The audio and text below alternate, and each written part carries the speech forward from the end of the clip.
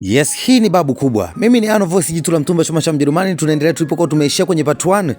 Bwana, hii ni part 2. Sasa huyu mama akawa anamnyoshea kidole yule mke wa dereva kwamba una roho mbaya sana we mama. Sasa dereva anasema, mke wangu, huyu mama tumemkosea.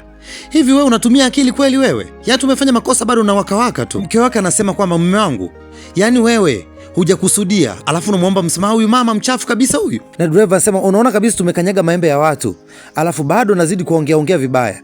Kwani una roho mbaya hivyo wewe? Mama wa watu tumekanyaga maembe yake na anafanya ni biashara. Sasa mke wa dereva anasema, tumaembe gani utu na wewe? Na wewe unahangaika na mtu ambaye hata ana akili. Ondoka hapo na wewe unatuhangaisha tu. Sasa dereva anasema, mama wewe subiri, wala usilie, naomba tulie kwanza, nipe dakika moja nakuja.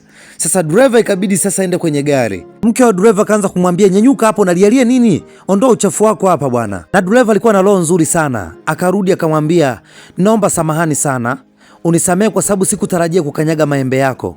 Anasema, hii pesa ninakupa kwa moyo wangu wote, na ninafanya hivi kwa sababu na mimi pia nimekukosea sana. Dereva sasa kataka kumpa zile pesa huyu dada, na mke wa dereva ana roho mbaya, yani hataki huyu mama pewe pesa hata kidogo. Na dereva akasema, niache mimi nimpe huyu mama pesa kwa sababu ni kweli nimemkosea huyu mama, nimekanyaga maembe yake. Anamwambia, ninakupa kwa moyo wangu wote.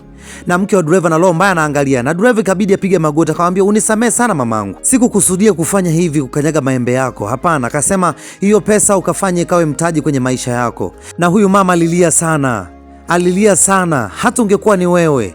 Yaani akasema, Mungu akubariki sana, maana watu kama nyie ni wachache sana katika hii dunia. Sasa mke wa dereva kawa na waka sana, anasema, sawa, leo umechukua hela ya mume wangu, ila kesho nitakuja na gari mimi mwenyewe nitakanyaga kiuno chako hicho.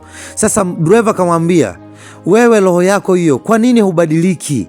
Kila siku nakwambia mke wangu, uwage na roho nzuri, unaishi vizuri na watu, lakini bado na roho mbaya. Sasa mke wa dereva yeye namuuma ile hela asikwambie mtu. Na dereva namwambia, mama wa watu tumekanyaga maembe yake. Akasema, sio kukanyaga tu maembe, ndo nampa mahela yote hayo baba chanja? Anasema, wewe mwenye unajua kabisa tumefanya makosa, tumekanyaga maembe ya watu, lakini bado wewe unawaka tu. Anasema, sio kukanyaga bwana, wewe na yule mnafahamiana.